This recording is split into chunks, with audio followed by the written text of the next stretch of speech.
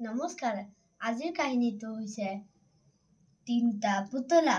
এদিন এজন জ্ঞানী মানুহে ৰাজকুমাৰক এটা গিফ্ট দিছিল আৰু গিফ্টটোৰ ভিতৰত আছিল তিনিটা পুতলা আৰু এডাল সৰু লাঠি।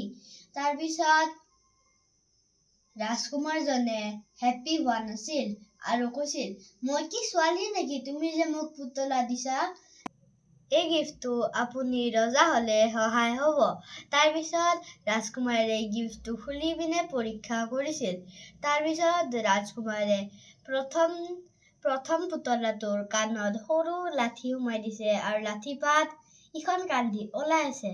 তাৰপিছত জ্ঞানী মানুহজনে কৈছে, ইটো হ'ল প্ৰথম টাইপৰ মানুহ, ইয়াক তুমি যি কোৱা ইখন কাণ দি ওলাই দিব। তাৰপিছত ৰাজকুমাৰজনে নেক্সট পুতলাটোৰ কাণত সৰু লাঠিপাত সোমাইছিল আৰু সেই পাত মুখেদি ওলাই আহিছিল। তাৰপিছত জ্ঞানী মানুহজনে কৈছে, ইটো হ'ল নেক্সট টাইপ অফ পাৰ্চন, ইয়াক তুমি যি কোৱা ই চবকে কব। তাৰপিছত ৰাজকুমাৰজনে ৩ নম্বৰ পুতলাৰ কাণত সৰু লাঠিপাত সোমাইছিল আৰু লাঠিপাত এফালদিও ওলাই অহা নাই।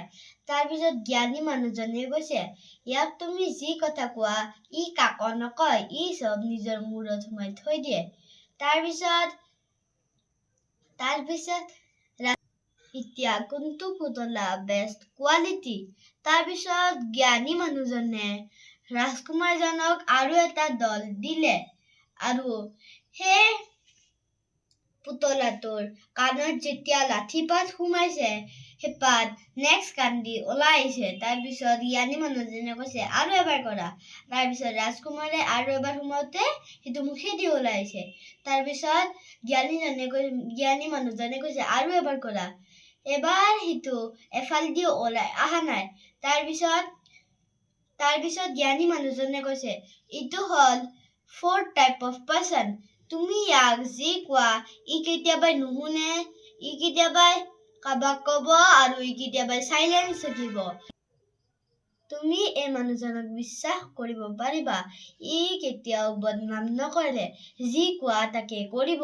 তাৰপিছত ৰাজকুমাৰজনে শিকিলে কেতিয়া মনে মনে থাকিব লাগে, কেতিয়া কব লাগে আৰু কেতিয়া একো কব নালাগে। আৰু ৰাজকুমাৰজনে ডাঙৰ হৈ পিনে ভালকে ৰাজ্যখন চলাইছে।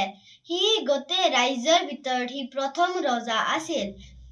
সেই পুতলাকেইটাই ৰাজকুমাৰক বহুত হেল্প কৰিছিল আৰু ৰাজকুমাৰে ডাঙৰ হৈ ৰজা বনোতে পুতলাকেইটাই তাক বহুত হেল্প কৰিছিল আৰু ৰজাজনে বহুত ডাঙৰ ৰজা হৈছে। Thank U.